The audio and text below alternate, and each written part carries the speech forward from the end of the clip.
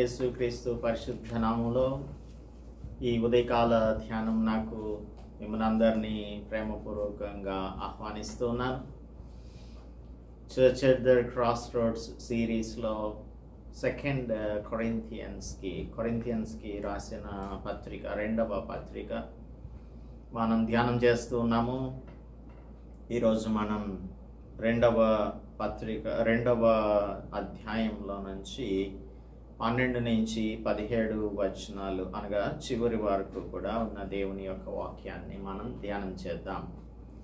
Let us pray before we start our meditation. పరిశుద్ధుడా, మా ప్రియ రక్షక, మా దేవ, ఈ ఉదయకాలమందు మమ్మలను ప్రేమించి మీరు మాకు అనుగ్రహించిన ప్రశస్త సమయమును బట్టి మీకు వందనములు చెల్లిస్తూ, కొరింథీయుల యొక్క సంఘంలో ఉన్న అనేకమైన ప్రాబ్లమ్స్ కాంటెంపరీ చర్చ్కి మేము కంపేర్ చేసుకుంటూ మమ్మల్ని మేము సరిచేసుకోవడానికి మీరు ఇస్తున్న ఈ అవకాశములన్నింటిని బట్టి వందనములు చెల్లిస్తూ ఈ ఉదయకాల ధ్యానంలో మీరు మాకు సహాయం చేసి నడిపించమని క్రీస్తు యేసు పరిశుద్ధ నామములో ప్రార్థిస్తున్నాము తండ్రి, ఆమెన్.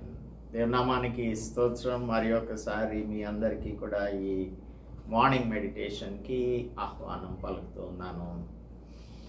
2వ కొరింథీయులకు రాసిన పత్రిక 2వ అధ్యాయం 12 నుంచి 17 వరకు రాయబడి ఉన్నటువంటి దేవుని వాక్యంలో క్రీస్తు యొక్క విజయోత్సవం, the triumph of Christ Jesus, దీన్ని గురించి అపోస్తలుడు పౌలు మనకు బోధిస్తూ ఉన్నాడు. అపోస్తలుల కార్యముల గ్రంథం 20వ అధ్యాయం ప్రకారంగా 20వ అధ్యాయం మొదటి 6 వచనాలలో చూసినట్టయితే అపోస్తలుడు పౌలు తన యొక్క ప్రోగ్రామ్ ఏంటో చెప్తూ ఉన్నాడు. ఆ అల్లరి అణిగిన తర్వాత పౌలు శిష్యులను తన యొద్దకు పిలిపించుకొని హెచ్చరించిన మీదట వాళ్ళ దగ్గర నుంచి సెలవు పుచ్చుకొని మాసిదోనియాకు వెళ్ళడానికి బయలుదేరాడు. ఆ తర్వాత అక్కడ సంచరించిన తర్వాత గ్రీసునకు వచ్చాడు. గ్రీస్ నుంచి మాసిదోనియా మీదుగా ఓడ ఎక్కి సిరియాకు వెళ్ళాలని అనుకున్నాడు. అయితే యూదులు కుట్ర చేస్తున్నందున మాసిదోనియా మీదుగా తిరిగి రావాలని నిశ్చయించుకున్నాడు. అక్కడి నుంచి గ్రీస్ నుంచి ఫిలిప్పీకి వెళ్ళాడు. ఫిలిప్పీ నుంచి త్రోయకు వచ్చినట్లుగా మనం ఇక్కడ మొదటి 6 వచనాలలో చూస్తాము. ఇప్పుడు మనం చూస్తున్న ఈ 12వ వచనంలో క్రీస్తు సువార్త ప్రకటించుటకు నేను త్రోయకు వచ్చినప్పుడు అని అంటున్నాడు. సో ఇది ఆయన యొక్క ప్రయాణ మార్గం. ఇలాగో అన్ని చోట్లకు దేవుని యొక్క సువార్తను ప్రకటిస్తూ ఇప్పుడు త్రోయకు వచ్చినప్పుడు ప్రభునందు నాకు మంచి సమయం ప్రాప్తించి ఉండగా సహోదరుడైన తీతు నాకు కనబడనందున నా మనస్సులో నెమ్మది లేక వారి యొద్ద సెలవు తీసుకొని అక్కడ నుండి మాసిదోనియాకు బయలుదేరితిని అని అంటున్నాడు. సో త్రోయకు వెళ్ళటానికి ప్రధాన కారణం ఏంటంటే అపోస్తలుడు పౌలు టైటస్ ద్వారా ఒక తీవ్రమైన పత్రికను ఆ సంఘానికి, కొరింథియన్ చర్చ్కి పంపించాడు కదా. పంపించిన తర్వాత వారు ఏ విధంగా ప్రతిస్పందిస్తున్నారు అనే దానిని తెలుసుకోవాలని చాలా ఆతృతతో ఉన్నాడు. అయితే టైటస్ త్రోయకు వస్తాడని తన యొక్క ఎక్స్పెక్టేషన్, అందుకనే త్రోయకు వెళ్ళాడు. అయితే త్రోయకు వెళ్ళినప్పుడు అక్కడ దేవుడు మంచి ద్వారాన్ని తెరిచి మంచి సమయాన్ని అనుగ్రహించాడు. దేవుని యొక్క సువార్తను ప్రకటించడానికి మంచి సమయం ప్రాప్తించింది అని అంటాడు.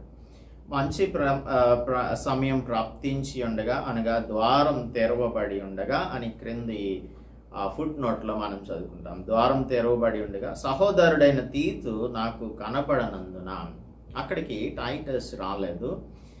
ఎప్పుడైతే టైటస్ రాలేదో పౌలు ఒక్కడే అక్కడ తన యొక్క సహకారులు ఎవ్వరూ లేకుండా వన్ మ్యాన్ షో లాగా ఒక్కడే దేవుని యొక్క వాక్యాన్ని ప్రకటించటం తన వల్ల కావడం లేదు.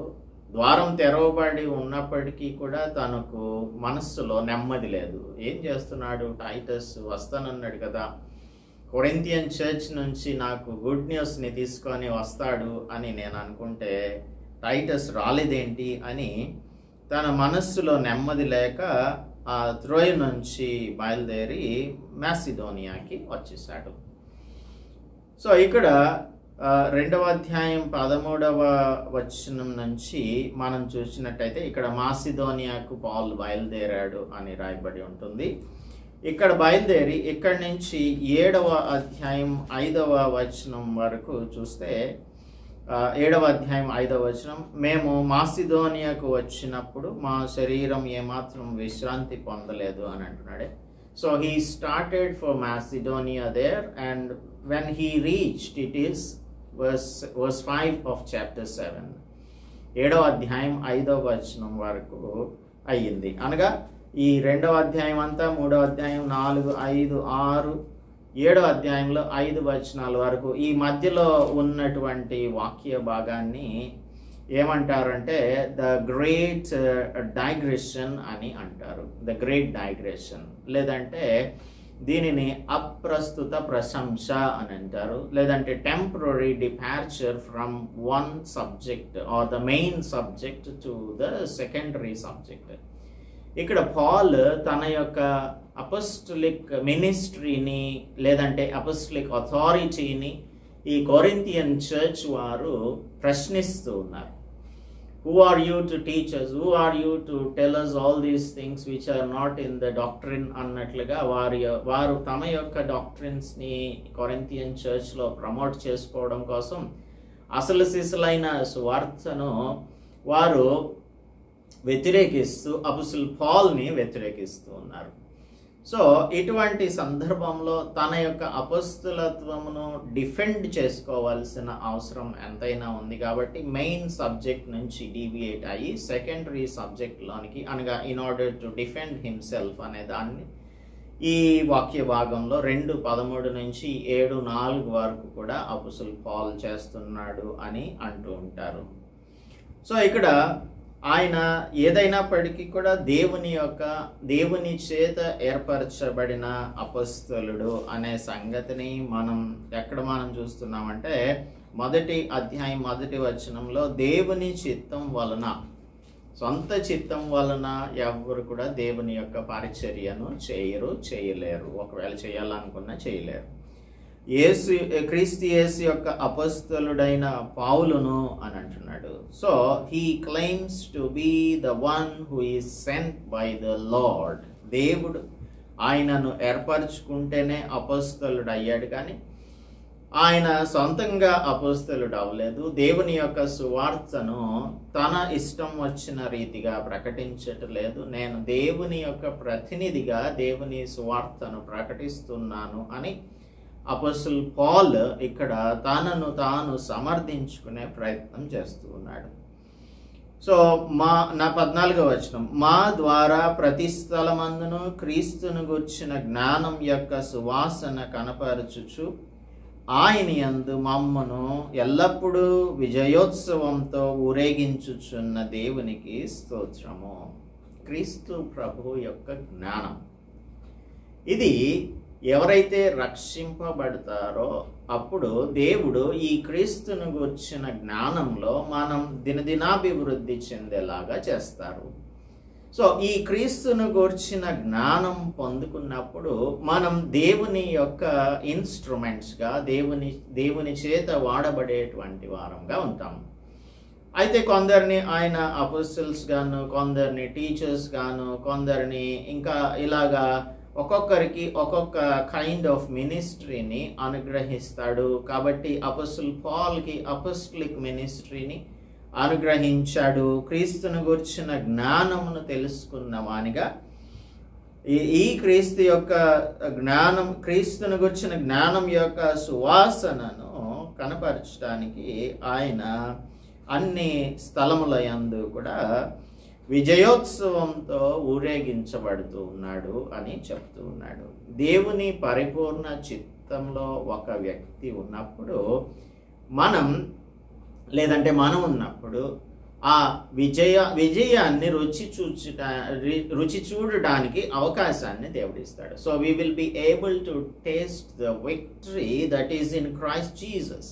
యేసు క్రీస్తు ప్రభు ఏ విధంగా అయితే శిలువ మరణమును జయించాడో, సమాధిని జయించాడో, 3వ దినమున పునరుద్ధానుడై తిరిగి లేచాడో, పాపం నుంచి ప్రతి మానవుని కూడా రక్షించటానికి తన యొక్క రక్తమును కార్చి ఏ విధంగా అయితే విజేయుడయ్యాడో, విక్టోరియస్గా ఆయన తన కార్యక్రమాన్ని పరిపూర్ణం చేశాడో, ఫుల్ఫిల్ చేశాడో, అది దేవుని గురించినటువంటి జ్ఞానం. ఆ క్రీస్తుని గురించిన జ్ఞానం ప్రతి విశ్వాసి కూడా సంపాదించుకోవాల్సి ఉంటుంది. అది ఎలా కుదురుతుంది అంటే, we must be transformed into the likeness of God.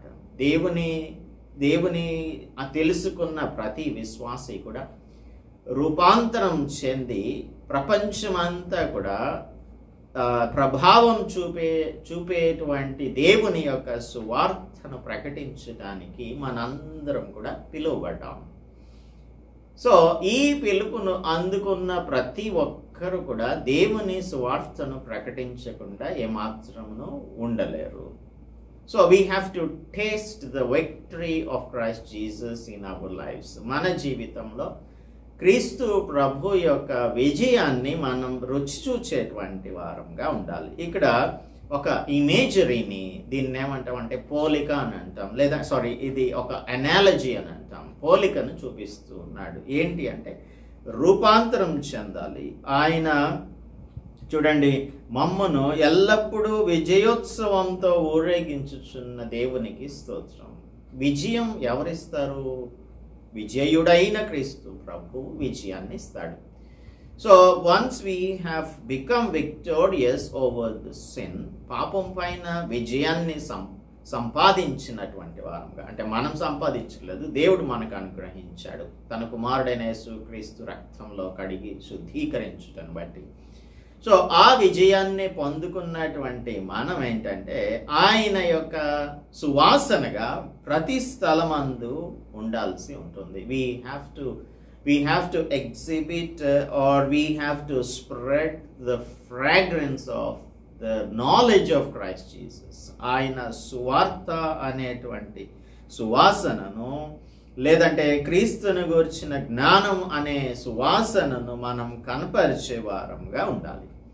So ఇక్కడ పాల్ ఒక రోమన్ ఇమేజరీని, రోమన్ వరల్డ్లో, రోమన్ ఎంపైర్లో ఉన్నటువంటి ఒక ఇమేజరీని, ఊహా చిత్రాన్ని ఇక్కడ తన యొక్క మనస్సులో కలిగి ఉండి విజయోత్సవముతో ఊరేగించుచున్న దేవునికి స్తోత్రములు అని అంటున్నాడు. కొరింథియన్ క్రిస్టియన్స్ అపోస్టల్ పాల్ని అన్రిలయబుల్ మ్యాన్, ఇన్కన్సిస్టెంట్ మ్యాన్, అంటే తాను ఒకటి చెప్తాడు, ఒకటి చేస్తాడు, అవునన్నది అవునన్నట్టు చెయ్యడు, కాదన్నది కాదన్నట్లుగా చెయ్యడు, అవునుగాను కాదుగాను ఏమాత్రం ఉండదు.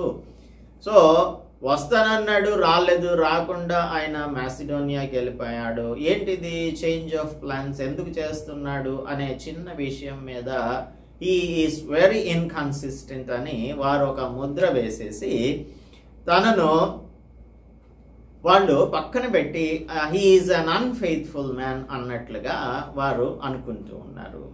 అలాగా ఆయనను ఒక ప్రక్కన పెట్టేస్తూ ఉన్నారు. అయితే దేవుని యొక్క కృపను బట్టి అపోస్తలుడు పౌలు అంటున్నాడు, నేను మాత్రం విజేత అయిన లేదంటే విజేయుడైన క్రీస్తును విజయోత్సవంలో వెంబడిస్తున్నాను అని తెలియజేస్తూ ఉన్నాడు. సో ఇక్కడ ఇమేజరీ ఏంటంటే, రోమన్ ఎంపైర్లో ఉన్న ఇమేజరీ ఎప్పుడైనా సరే ఒక జనరల్ లేదంటే మిలిటరీ జనరల్ తాను ఒక యుద్ధాన్ని జయించిన తర్వాత ఆ విక్టోరియస్ ట్రయంఫల్ పెరేడ్ అని ఉంటుంది అనమాట, విజయోత్సవ కవాతు అని ఉంటుంది. విజయోత్సవ కవాతులో అక్కడ అందరూ కూడా ఆ కవాతులో పాల్గొంపులు పొందుతారు. అక్కడ ఎట్లా ఉంటుందంటే, ఎవరైతే ఈ మిలిటరీ జనరల్ ఉన్నాడో ఆ మిలిటరీ జనరల్, తర్వాత సోల్జర్స్, ఆ తర్వాత వారు ఏదైతే ప్లండర్ చేశారో అనగా ఆ యుద్ధంలో ఏవైతే కొల్ల సొమ్మును తీసుకొచ్చారో ఆ కొల్ల సొమ్మును కూడా ప్రదర్శిస్తూ వారి వెనకాల మిలిటరీ జనరల్ నడుస్తూ, ఆ తర్వాత ఆ మిలిటరీ జనరల్తో పాటుగా కొంతమంది ప్రీస్ట్స్ ఉంటారు, అనగా వారి దేవతలకు దేవుళ్లకు సంబంధించిన పూజారులు వారు ఆ సాంబ్రాణి ధూపాన్ని వేసి వారు ముందుకి నడుస్తూ ఉంటారు. ఆ ఫ్రాగ్రెన్స్ ఆఫ్ ద ఇన్సెన్స్, సాంబ్రాణి ధూపం అనేది వేస్తూ వెళ్తూ ఉన్నప్పుడు అక్కడ ఉన్న వారందరికీ కూడా ఆ సాంబ్రాణి ధూపం చాలా మంచి సువాసనను ఇస్తూ ఉంటుంది. అలాగనే దాని వెనకాల ఎవరుంటారు అని అంటే ఆ యుద్ధంలో ఖైదీలుగా పట్టబడినటువంటి వారిని బంధించి చైన్స్ వేసి వాళ్ళతో పాటు వెనకాల నడుచుకుంటూ లేదంటే నడిపించుకుంటూ తీసుకొని వెళ్తూ ఉంటారు. ఇది ఎందుకు చెప్తున్నాడు అపోస్తలుడు పౌలు అంటే క్రీస్తు ప్రభువు మరణాన్ని జయించాడు, ఆయన సిలువను జయించాడు, సాతానుని జయించాడు. He became a victorious general. ఆయన ఒక విజయోత్సవమైనటువంటి జనరల్గా ఆయన నడుచు captain of the Lord's army లాగా ముందు వెళ్తూ ఉంటే నేను ఒక చీఫ్ ఆఫీసర్ లాగా లేదంటే మిలిటరీ ఆఫీసర్ లాగా లేదంటే the army of the lord దేవుని యొక్క సైన్యానికి ఒక ఆఫీసర్ లాగా ఈయన వెనకాల క్రీస్తు ప్రభువుని వెంబడించి వెళ్తున్నాను అని చెప్తున్నాడు. I am not following anyone, but I am following the Lord who is victorious over Satan, sin and all the earthly principalities. వీటన్నింటినీ జయించిన క్రీస్తు ప్రభు విజయోత్సవంలో వెళ్తూ ఉండగా ట్రయంఫల్ పరేడ్లో ఆ విజయోత్సవ కవాతులో ఆయన ముందుకు వెళ్తూ ఉంటే ఆయన వెనక ఆయన సువార్తను ప్రకటించడానికి ఈ ఇన్సెన్స్ని బర్న్ చేస్తున్నట్లుగా క్రీస్తు ప్రభు యొక్క జ్ఞానము మనకు ఇక్కడ ఇన్సెన్స్ లాగా ఉన్నప్పుడు దాని యొక్క పరిమళ వాసన లేదంటే సువాసన ఆ ధూపంతో నేను అన్ని ప్రదేశాలకు కూడా తిరుగుచూ ఉన్నాను.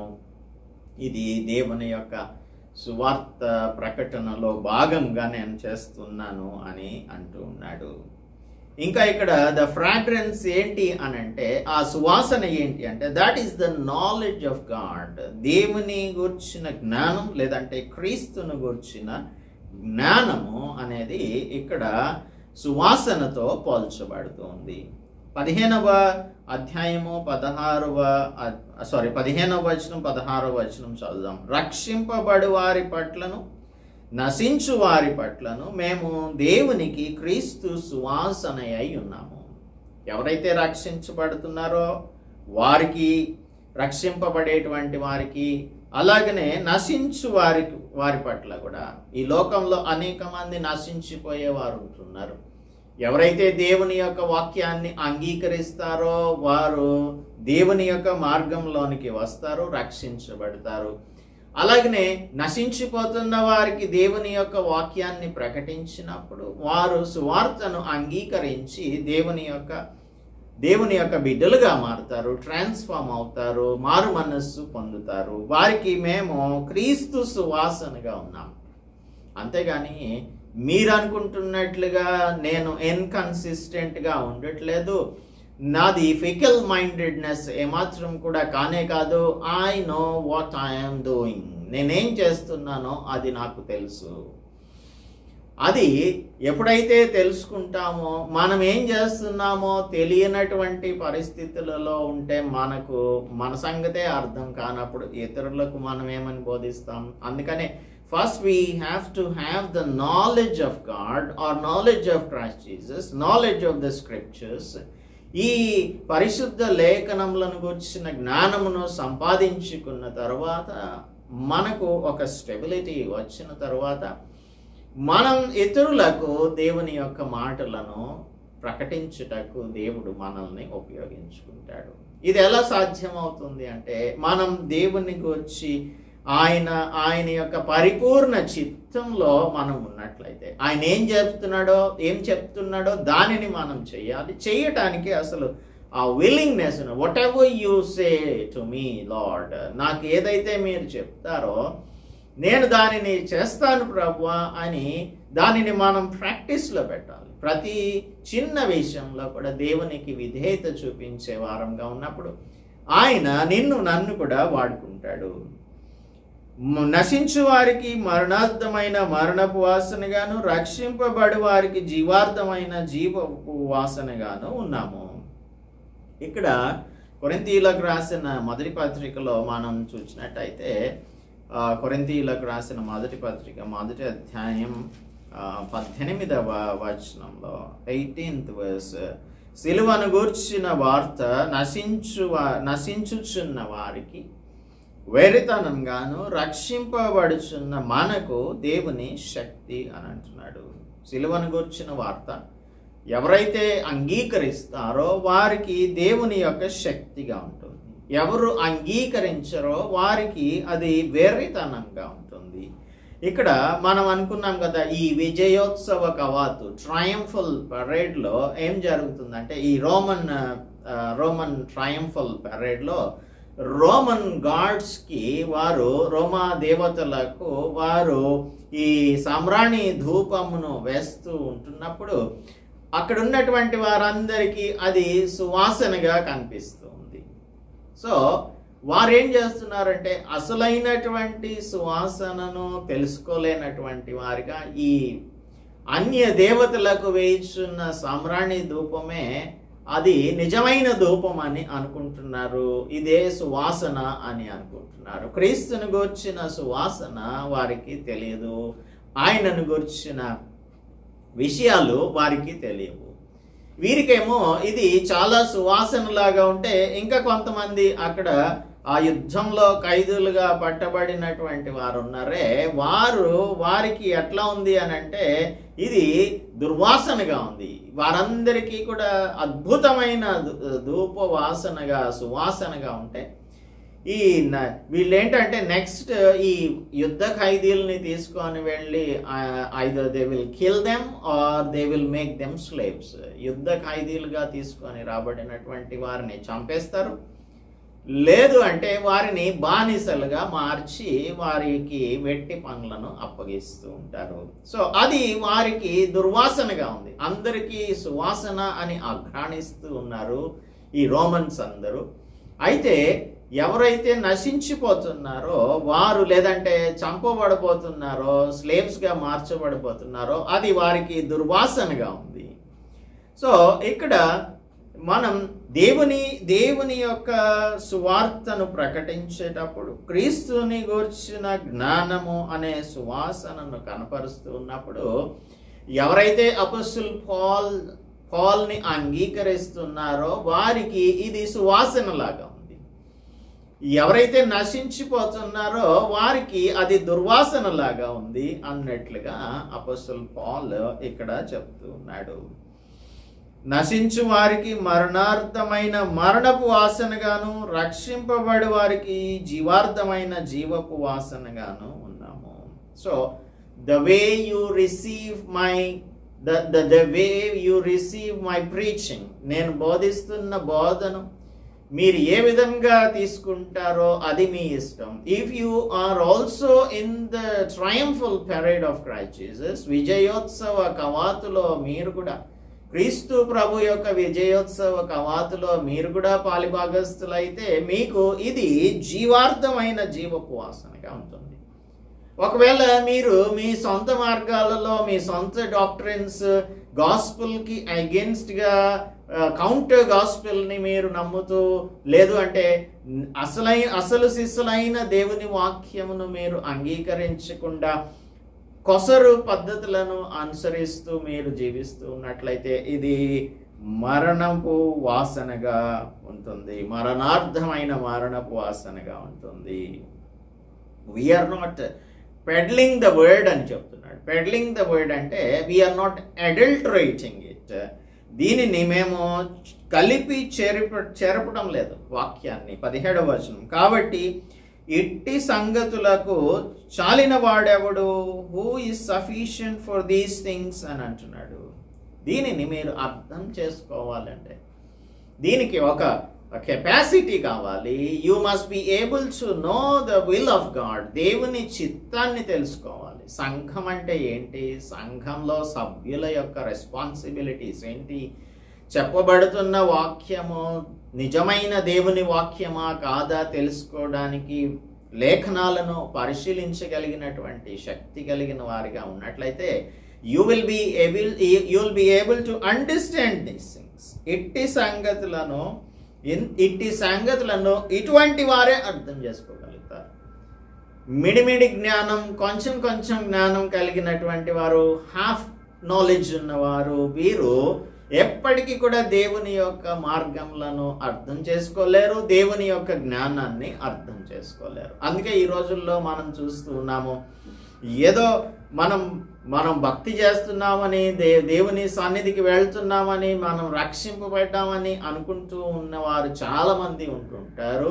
వారికి అసలు సరైన జ్ఞానమే ఉండదు. అసలు పరిశుద్ధ లేఖనాలను చదవరు. బైబిల్స్ అన్ని బూజు పట్టిపోయి డస్ట్ కొట్టుకుపోయి ఉంటాయి. వారికి ఏమాత్రం కూడా జ్ఞానం ఉండదు. ఎప్పుడైనా సరే కొన్నిసార్లు మనం చూస్తూ ఉంటాం, ఎవరైనా అన్యులు మనలను ఏదైనా దైవ సంబంధమైన వాక్యమును గురించిన ప్రశ్న వేస్తున్నప్పుడు మనం ఏమి చెప్పలేనటువంటి వారంగా, నోరెళ్ళబెట్టే వారంగా ఉంటుంటాం. Where is the knowledge of Christ Jesus? అసలు మీరు సువాసనగా దుర్వాసన కొట్టేటువంటి క్రైస్తవుల్లాగా జీవిస్తూ ఉన్నారు. మనం దగ్గరికి వెళ్తూ ఉంటే మన దుర్వాసనను భరించలేనటువంటి వారుగా అన్యులు ఉంటూ ఉన్నట్లుగా మనం గమనించవచ్చు. అది మన యొక్క ప్రవర్తనగా ఈ దినాలలో ఉంటుంది. ఎంతమంది దేవుని యొక్క వాక్యాన్ని చదవగలుగుతున్నారు, అర్థం చేసుకోగలుగుతున్నారు, ప్రాక్టికల్గా దానిని అవలంబించగలుగుతూ ఉన్నారు, దానిని తమ యొక్క జీవితాలలో ఇతరులకు కనిపించేలాగా బిహేవ్ చేయగలుగుతున్నారు అనేది చాలా ప్రాముఖ్యమైన అంశం. ఇంకా డాక్ట్రినల్ స్ట్రెంగ్త్, స్టెబిలిటీ గనక లేకపోతే ఎవరొచ్చి ఏది చెప్పినా కూడా దానిని మనం అంగీకరించే వారంగా, వారి వెనకాల గొర్రెల్లాగా వెళ్ళేటువంటి వారంగా ఉంటుంటాం. అందుకని దేవుని సంబంధమైన జ్ఞానమును మనం అర్థం చేసుకోవాలి అంటే we must be able to sufficiently have the knowledge of Christ Jesus. మేము దేవుని వాక్యమును కలిపి చెరిపెడు అనేకుల వలె ఉండక అని అంటున్నాడు. we are not adulterating. మేము దేవుని మనస్సును ఎరిగిన వారం, దేవుని చిత్తాన్ని ఎరిగిన వారం. మేము కలిపి చెరపకుండా వాక్యాన్ని బోధిస్తూ ఉన్నాము. మా మనస్సాక్షి మాకు తెలియచెప్తుంది మీరు నిజమైన వాక్యాన్ని బోధిస్తున్నారు అని. We are not adulterating. ఇప్పుడు దీనికి ఈ మాట కలిపి చెరిపాడు అనే మాటను అపోస్తలుడు పౌలు ఎందుకు ఉపయోగించాడు అని అంటే, ఈ వైన్ ట్రేడర్స్ వారు ఏం చేస్తూ ఉంటారు అంటే, మనం యోహాను సువార్తలో కూడా కానా విందులో యేసు ప్రభు అక్కడ నీళ్లను ద్రాక్షరసంగా మార్చినప్పుడు ఆ విందు ప్రధాని అంటాడు, మొదటిగా అందరు కూడా మంచి ద్రాక్ష రసం ఇస్తారు, తర్వాత మత్తులైన తర్వాత అడల్టరేటెడ్ వైన్ని ఇస్తూ ఉంటారు, దానిలో వాటర్ని కలిపేస్తారు, వాటరింగ్ డౌన్ అని అంటారు, వాటరింగ్ డౌన్ ద వైన్ అని అంటారు. ఇలాగా దానిని పలచన చేసి లేదంటే ఆల్మోస్ట్ నీళ్లు లాగా వారు దానిని అడల్టరేట్ చేసి ఇస్తూ ఉంటారు, జబ్బు రసాన్ని ఇస్తూ ఉంటారు. ఎందుకంటే మత్తులో ఉన్న వారికి ఏమీ కూడా తెలియదు కాబట్టి.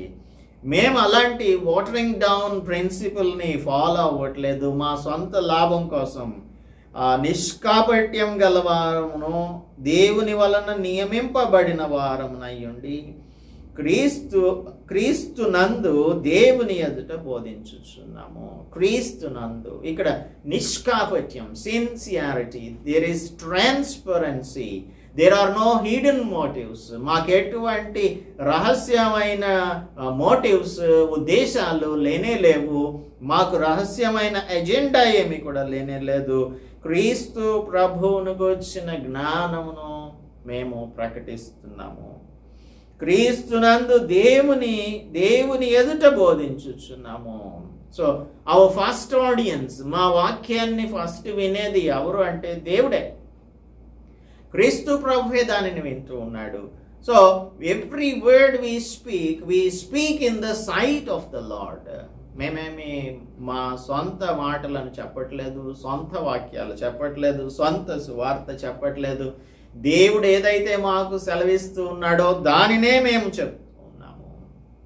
ఇటువంటి సువార్తను ప్రకటించుచున్న పౌల్ని కొరింథియన్ చర్చ్ రిజెక్ట్ చేస్తూ ఉంది, తిరస్కరిస్తూ ఉంది. తనను ఒక ఏమంటాం నమ్మకం లేనటువంటి వ్యక్తిగా, అపనమ్మకమైన వ్యక్తిగా వారు పరిగణిస్తూ ఉంటే అపోస్తలుడు పౌలుకి చాలా బాధ కలుగుతుంది, మనస్సు బాధ కలుగుతుంది. అందుకనే తనను గురించి తాను వివరించుకుంటున్నాడు, డిఫెండ్ చేసుకుంటూ ఉన్నాడు. సో ఈ ఉదయకాలమందు దేవుడు మనకు ఏమని తెలియజేస్తున్నాడు అని అంటే, దేవుని యొక్క సువార్తను మనం సరి అయిన రీతిలో అర్థం చేసుకోవాలి అంటే మనం దేవుని గురించిన జ్ఞానంలో ప్రతి దినం కూడా ఎదిగే వారంగా ఉండాలి. అప్పుడు మనలను దేవుడు ఆ విజయోత్సవంలో లేదంటే ఆ ట్రయంఫల్ ప్యారేడ్లో మనల్ని కూడా ఆయన ఇంక్లూడ్ చేసుకుంటాడు. ఆయన పొందిన విజయాన్ని మనకు కూడా అనుగ్రహిస్తాడు. కనుక if you want to be the part and parcel of the triumphal parade of Christ Jesus, దేవుని యొక్క క్రీస్తు ప్రభు యొక్క విజయోత్సవంలో నీవు నేను పాలిభాగస్థులంగా ఉండాలంటే దైవవాక్యమును గుర్చిన జ్ఞానము మనకి చాలా అవసరము. అప్పుడు మనం దేవుని కొరకు జీవార్థమైన జీవపు వాసనగా జీవించుటకు దేవుడు మనకు సహాయం చేస్తాడు. లేదంటే మన జీవితాలు దుర్వాసన కొడుతూ ఉంటాయి, మరణార్థమైన మరణపు వాసనగా ఉంటాయి. If we are not following the living God, నిజమైన లేదంటే జీవమై ఉన్న దేవుని మనం వెంబడిస్తూ ఉన్నప్పుడు మరణార్థమైన మరణపు వాసన ఏమాత్రం రావడానికి వీల్లేదు. జీవార్థమైన జీవపు వాసనే సువాసనే రావాల్సి ఉంటుంది. కాబట్టి ఈ అడల్టరేటెడ్ గాస్పెల్ని ఎవరైతే ప్రీచ్ చేస్తూ ఉన్నారో, కలిపి చెరిపేడు బోధను ఎవరైతే బోధిస్తూ ఉన్నారో దానిని సరి అయిన రీతిలో వాక్యపు వెలుగులో పరిశీలించి if it is right we will accept it, if it is wrong we will not accept it అనే ఒక స్ట్రాంగ్ డిటర్మినేషన్తో మనం జీవించినప్పుడు దైవవాక్యమును మనం సరి అయిన రీతిలో మన జీవితాలలో ఇంప్లిమెంట్ చేసుకోవడానికి దేవుడు మనకు సహాయం చేస్తారు.